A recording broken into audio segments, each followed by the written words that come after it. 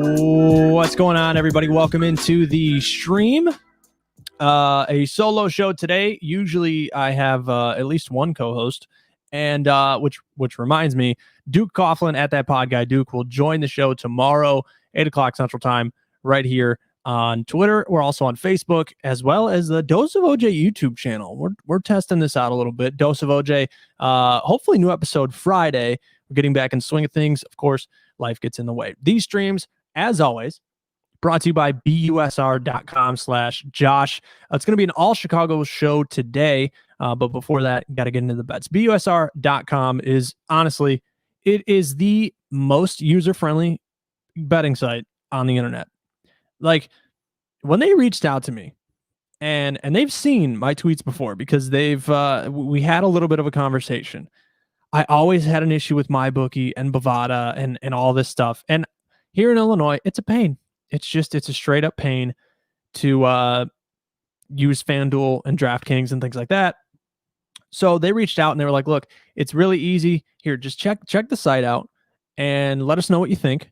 And then if you like it, maybe we can work something out. So first of all, they were fans of the show before, which is wild. They're like, yeah, we really, we like the style. We like the laid back feel, which is obviously what I always try to portray on here. And they became a sponsor of the streams a couple months ago. Excuse me. And they've been giving out a ton of welcome bonuses and a ton of giveaways on Twitter at BetUSRacing. But if you use busr.com/Josh, you get your choice of like 3 or 4 welcome bonuses up to like, I think it's up to like $300. It's just something crazy. So place your bets there. And I'm telling you, you won't regret it. Before we get into this All Chicago show today, I have to go over the bets that I placed today. Yesterday was okay. 2-1. I can't complain too much. But today didn't start off great. It didn't, because I had, I'm trying to go over my bets. I had a big ticket today. I had the White Sox scoring first. That happened. Tim Anderson, a leadoff home run. We'll get into that a little bit. I also had the Rays. And I had, wow, I'm trying to remember what my ticket was. I probably just should have had this in front of me. The only one that didn't work out today, because I had three of the favorites in the NHL, if you're following me still. I had the Avalanche, who won today. I had, the Capitals. The Capitals lost today, unfortunately. And I also have the Flyers. And the last time I checked, they were up. So it's going pretty well. I'm 1 loss down today, but I got a couple wins under the belt. Look, if I finish the day, 3-1, 4-1, however many bets that I have going on today, I'll feel pretty good. Yesterday was okay. The Rays are winning. That's they're on my ticket, and it's gonna bug me really. I can't think of what it is, but anyway, busr.com/Josh if you want to get in on those over the next couple days. I know baseball is just more interesting when you have a little bet, and it doesn't have to be these crazy bets. Everybody looks at my bets, right? They're like, you bet so much. You bet like 4 or 5 times a day. And I'm like, well, yeah, because I don't bet, $15-20 every single bet. I mean, I'm talking like, if I don't feel it, I'm throwing $1 on it. I'll tell you this. I have placed $60 since last August, $60, and I haven't had to deposit anymore. I mean, I do it I know there's a lot of people that are like, I want to win millions. And I mean, if you've been doing this long enough or doing this even a week, you know that that's not going to happen. You put a 5-team parlay together. Hey, $20 wins you 600. You're like, wow, this is nuts. It's going to happen. And then, all 5 of them lose. I do it for the gamesmanship. I do it to keep it interesting. And it's just a little bit more fun, especially during football season. When the Chargers are playing, you're like, I could care less. I really could. But then it's the fourth quarter and that spread isn't looking too great. And then you got to turn on the Chargers game and actually, pay attention to it. So that's why I do it. That's how I'm able to, bet as long as I do and as much as I do, because I'm not throwing a bunch of bankroll around. And I know gambling sites aren't going to like me for saying that, but it's the truth. And I recommend you do it too, because then you won't go through as much as much money. And I would also recommend, if you lose, maybe take a break. You don't want to get in too deep. I am obligated to tell you, as of course, gamble responsibly, or don't gamble at all. All right, so let's get into some White Sox baseball. We'll get into the Cubs in a second. I was going to have somebody on from the Cubs fan base, but of course, for some reason they don't want to talk to a White Sox fan. I don't know what it is. This show is a great time. I don't know, whatever. But so the White Sox finished the series against Detroit today, and it felt good. It felt really good. Matthew Boyd was a guy last season who really, really kind of scared me a little bit. He was a guy who, if he was on, and he made the White Sox offense look stupid. And this season just hasn't been it. I think I posted before on Twitter his stat lines in his first couple starts. He's never gone more than 5 innings, and he hasn't allowed less than 4 earned runs in each of those starts. So it's 4+ in each start. And it was the same today. Got hit around in the first inning. Tim Anderson and Eloy Jimenez go back to back. And then Dylan Cease, of course, gives up that first inning home run to Jonathan Schoop. And did I call him Scope? Jesus. It was good. This was one of those wins. I have to sneeze. I promise it's not COVID. Okay, I think it went away. So this felt like one of those wins where the offense was clicking just enough for them to take this game. And when Detroit, it's coming back. No, it's not. Okay. When Detroit tied the game and then they immediately hit that 2-run homer, it felt like the game was over. And I think that's just White Sox fans and myself included. It's just a habit now at this point. Like, we're not used to having an amazing offense. So, when you go down 2 runs in the 6th inning or on, it just feels like you're done. And thankfully, we have an offense now that can put together some hits, put together an inning, and we did just that. The Luis Robert 3-run double to clear the bases. The guy he's a stud. And I highly recommend, if there's baseball cards out there that you can find on the low of Luis Robert, I highly recommend. He's going to be in the Hall of Fame one day. I'm promising you. I wonder what the bet. I gotta find that. BUSR, if you're watching, hit me with that line. Luis Robert going into the Hall of Fame. I'm down to put money on that. So they get a day off tomorrow, 10-9, and we don't know exactly what's going on with the St. Louis Cardinals series. There's possibilities of them playing on Friday. But there's also a possibility of it getting pushed back and they play Saturday because of the COVID situation. I saw somebody post today that the Cardinals should be penalized those games, right? Like, they should have to forfeit games at this point. And on one hand, I get that, but at the same time, I mean, Miami missed like a week and a half. But they didn't have to forfeit anything. So that set the precedent. You can't cost teams games because of COVID. Now, granted, both situations were their fault, right? It's not like just some spur of the moment crazy thing. The players were responsible for it. So you just can't. I get it, but you can't. And look, if they're not going to punish the Astros, they're not going to punish a COVID situation. So who knows exactly when this St. Louis series is going to start for the White Sox.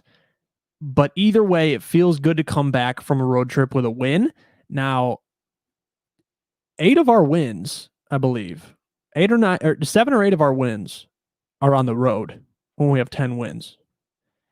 The home cooking is just non-existent. Like, we put the pot on the stove and we're boiling water, but it's just sitting there. Like, the food is not in the pot right now. That needs to change. The next 15 games for the White Sox are in Chicago. 12 of them are at home. 3 of them are against the Cubs at Wrigley Field. So we'll see how the White Sox do over this next week or so. They have a real opportunity to get themselves back in this division race and in a concrete state. They're in it right now. I think they're a game and a half or a game back, but that can change quickly. Like, we're a quarter of the way through the season already. Next week we'll be halfway. So the it's starting to build a little bit, and the White Sox have to get healthy. Getting Tim Anderson back feels good. That's obviously huge, and having Aaron Bummer back eventually is going to be big for that bullpen as well. Because I posted something on Twitter today at Josh Barlog, by the way. I posted something that was it. They used in their past 10 games, they were averaging 4.6 pitchers a game. Now, I know you got to protect your starters. I get that. But you're using 5 arms a game? That's nuts. Like, your bullpen is going to be burnt. And hopefully these next 2 days, for the sake of our bullpen, hopefully that we don't play Friday. Because it'd be nice to get that extra day of rest for a lot of these guys. So we'll see how that goes. As for the Cubs, first of all, thank you for taking care of the Indians.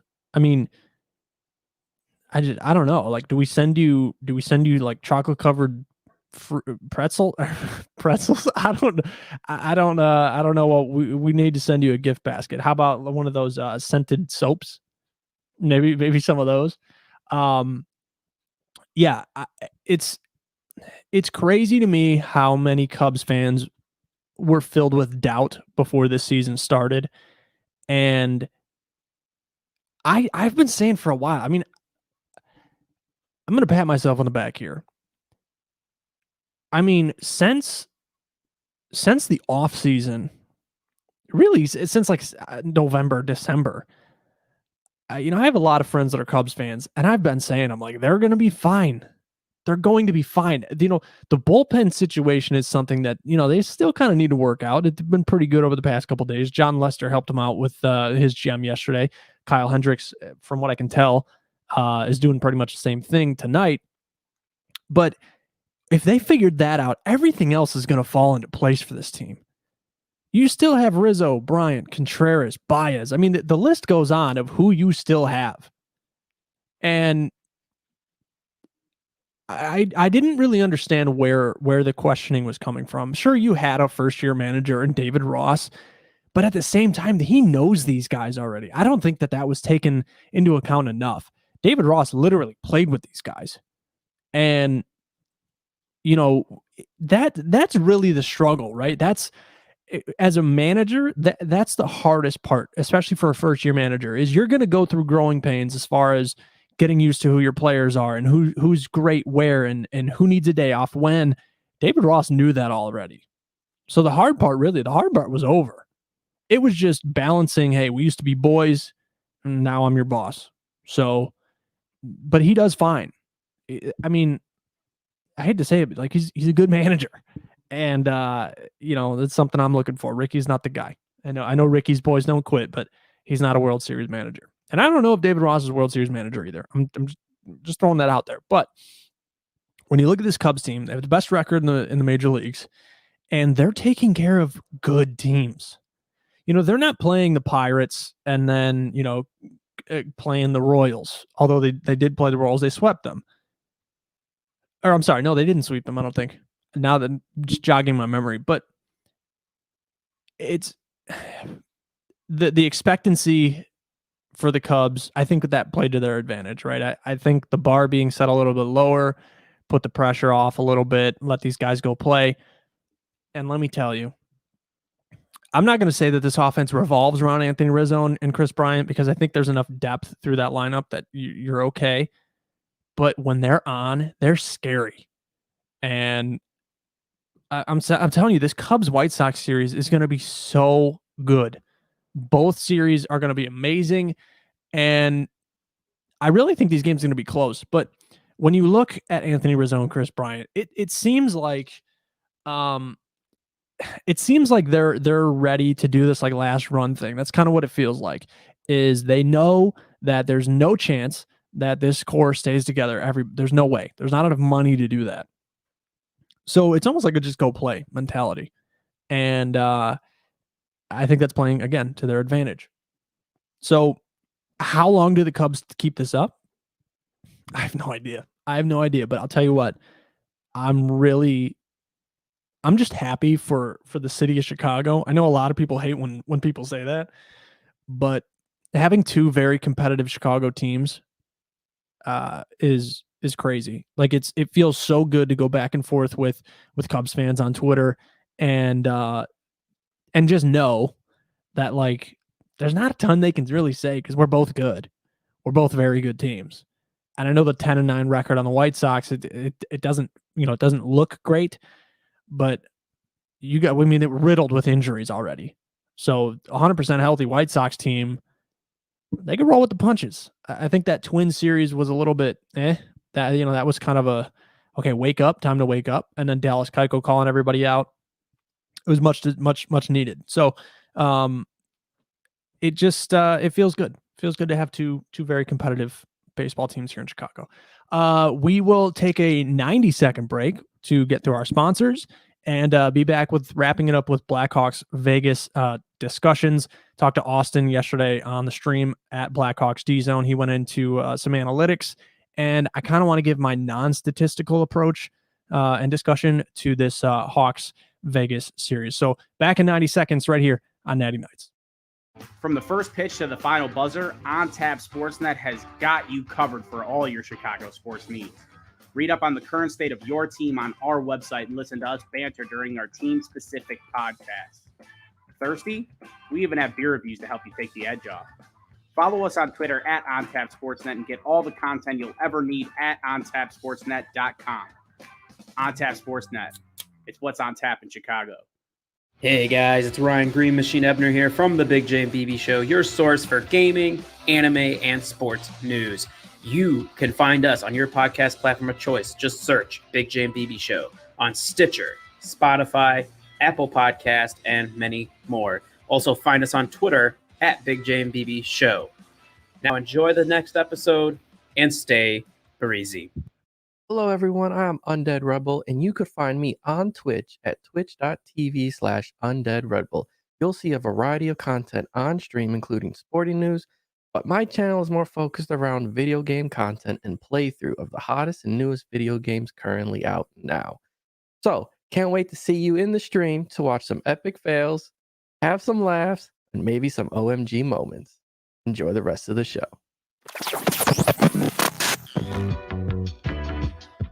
Back here on Natty Nights. Appreciate the sponsors. OnTapSportsNet.com, the Big J and BB Show, wherever you listen to podcasts, and twitch.tv/UndeadRedbull. If you're interested in any of those ads, and you want to place yourself in them, $4.99 a month.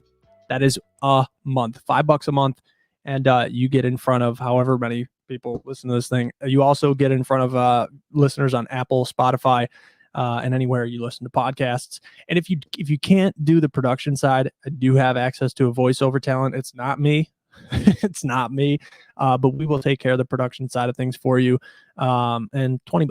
$20 takes care of it. That's a one-time fee. And then you pay the $5 a month. So the first time's $25. And then after that, $5. And then you can stop it whenever you want. You just email me, hey, I'm done. I don't feel like doing this anymore. No problem. I finish out the month for you. And then we go from there. So if you're interested in that, email me, joshuabarlog@gmail.com, or just hit me up on Twitter at joshbarlog, JOSHBARLOG, and we'll get you set up with that. So this Blackhawks situation, there was a lot of high-flying people after this Oilers series. And I wanted to really try and wait out, the hype, because there was a lot of excitement after this Oilers series. Winning, being the 12 seed and beating the 5 seed really in their home building. Of course, no fans, but winning in their home building felt great.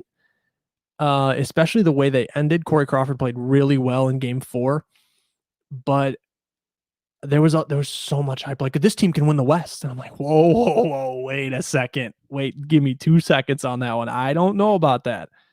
You guys, Vegas went undefeated in their playing rounds. I'm sorry, in their exhibition round, the round robin play.